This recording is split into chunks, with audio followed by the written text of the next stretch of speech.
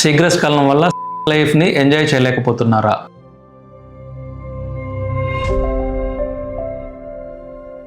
Hi everyone, నేను మీ doctor Satish Marrivada, consultant urologist and andrologist, Mitra multi speciality hospital, Vijayawada. శీఘ్రస్ఖలనం ఇది ఈ రోజుల్లో చాలా తరచుగా వింటున్న సమస్య అండి. శీఘ్రస్ఖలనం అంటే ఏంటంటే ఎర్లీగా ఇజాక్యులేషన్ అయిపోవడం అంట. ఈ స్ట్రెస్ లైఫ్ లో మనకున్న రెస్పాన్సిబిలిటీస్ కానీ, వర్క్ ప్రెషర్స్ కానీ, ఫ్యామిలీ టెన్షన్స్ కానీ, ఎకనామికల్ టెన్షన్స్ కానీ, ఇవన్నీ కూడా చాలా వరకు ఈ ప్రిమేచ్యూర్ ఇజాక్యులేషన్ కి రీజన్స్ లాగా ఉన్నాయండి. సో దీని మూలంగా ఏమవుతుందంటే ప్రిమేచ్యూర్ ఇజాక్యులేషన్ 1-2 minutes లోనే తొందరగా స్ఖలనం అయిపోవడం అది జరుగుతూ ఉంటుంది. 90% రీజన్స్ అనేవి దీనికి సంబంధించి ప్రత్యేకంగా ఏముండవు. టెస్టోస్టెరాన్ కానీ, FSH కానీ, LH కానీ ఇలాంటివి హార్మోన్స్ నార్మల్ గా ఉన్నాయా లేదో చూసుకోవడం. దాంతో పాటు ఇతర సమస్యలు uncontrolled diabetes, controlled hyper tension కానీ, ఫ్యామిలీలో కానీ, ప్రొఫెషన్ లో కానీ స్ట్రెస్ ఎక్కువ ఉందా అనేది చూసుకుని దాన్ని కంట్రోల్ చేసుకుంటూ సామర్థ్యం పెంచుకోవడానికి లేదా టైం పెంచుకోవడానికి సంబంధించిన ట్రీట్మెంట్లు కూడా ఉన్నాయండి. అవి కూడా మనం వాడుకుంటూ దాంతో పాటు మనం తీసుకోవాల్సిన జాగ్రత్తల్లో మొదటివి ఏంటంటే స్ట్రెస్ చాలా వరకు తగ్గించుకోవడం, స్మోకింగ్ లాంటివి ఉంటే దాన్ని కంట్రోల్ చేసుకోవడం, డయాబెటీస్,